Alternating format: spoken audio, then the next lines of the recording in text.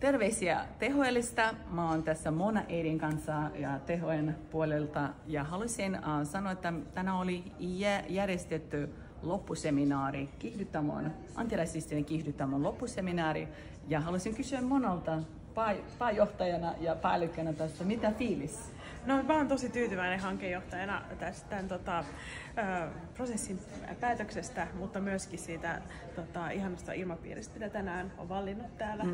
Ja sitten näistä kaikista organisaatioista, jotka on ollut mukana tekemässä antirasistista tulevaisuutta meidän kanssa. Niin. Ja mitä voisi sanoa, että mitä oli minun puolesta hyvin tehty tai niin kuin voisit lisätä? Joo, siis Camilla, kyllä sä oot ihan mahtavaa luomaan tunnelmaa.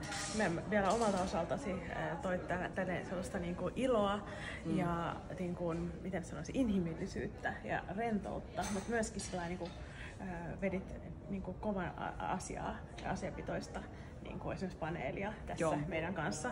Ja just ne organisaatiot pääsi kertomaan kokemuksista ja vaikutusta tuosta kiihdyttämön oppista, ja se oli tosi merkityksellinen teema ja mä olin myös iloinen olla mukana. Kyllä, joo, niin. Ihan loistava paneeli oli ja mä voin vaan suositella sua moderaattorina, juontajana ja DEI-asiantuntijana, että sä oot kyllä rautainen ammattilainen ja vielä monikielinen, mutta kiitos tästä päivästä, on kiitos kyllä Mona saada sut. Ja hyvää jatkoa antirasistisen kiihdyttämön